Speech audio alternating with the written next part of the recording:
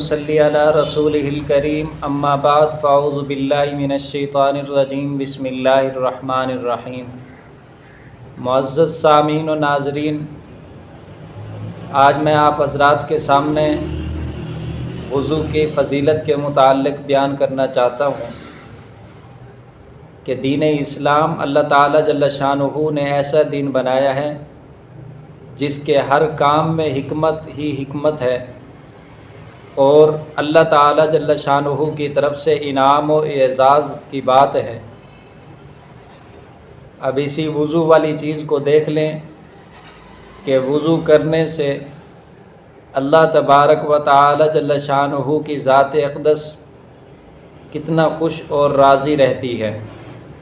اس کے متعلق میں آپ حضرات کے سامنے ایک حدیث مبارکہ بیان کرنا چاہتا ہوں کہ آپ علیہ السلام کا ارشاد ہے کہ جس نے وضو کیا اور بہترین طریقہ سے کیا، پھر 2 رکعتیں ادا کیں اور اس کے دل میں دنیاوی خیالات نہیں آئے، وہ گناہوں سے اس دن کی طرح نکل گیا جس دن اس کی ماں نے اسے جنا تھا۔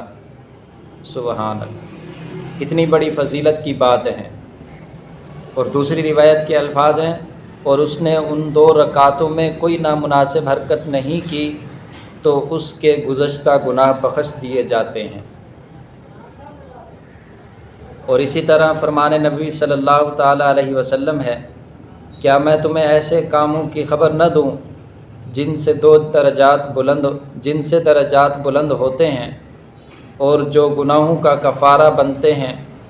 تکلیف دہ اوقات میں مکمل وضو کرنا، مساجد کی طرف چلنا اور ایک نماز کے بعد دوسری نماز کا انتظار کرنا، پس یہ پناہ گاہیں ہیں۔ یہ لفظ آپ صلی اللہ علیہ وسلم نے 3 مرتبہ فرمائے۔ حضور علیہ السلام نے ایک مرتبہ اعضاء وضو کو دھو کر فرمایا، یہ وضو ہے جس کے بغیر اللہ رب العزت نماز کو قبول نہیں کرتا۔ آپ صلی اللہ علیہ وسلم نے 2 مرتبہ اعضاء وضو کو دھو کر فرمایا کہ جس نے 2 مرتبہ اعضاء وضو کو دھویا اسے دوہرا ثواب ملے گا، اور آپ صلی اللہ علیہ وسلم نے 3 مرتبہ اعضاء وضو کو دھویا اور فرمایا، یہ میرا، مجھ سے پہلے آنے والے تمام انبیاء کا اور ابراہیم علیہ السلام کا وضو ہے جو خلیل اللہ ہیں۔ حضور علیہ السلام کا پاک ارشاد ہے، جو وضو کے وقت اللہ رب العزت کو یاد کرتا ہے، اللہ رب العزت اس کے تمام جسم کو پاک کر دیتا ہے، اور جو شخص وضو کرتے وقت اللہ رب العزت کو یاد نہیں کرتا، اس کا وہی حصہ پاک ہوتا ہے جس پر پانی لگتا ہے۔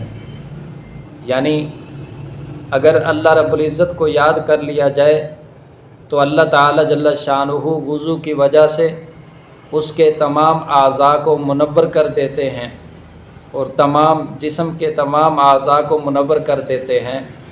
اگر وہ اللہ کی یاد سے غافل ہو کر وضو کرتا ہے تو اللہ جل شانہ اسی جگہ کے اعضاء کو صرف منور کرتے ہیں جن پر پانی بہتا ہے۔ اللہ تعالیٰ جل شانہ ہم سب کو صحیح طریقہ پر عمل کرنے کی توفیق عطا فرمائے، آمین۔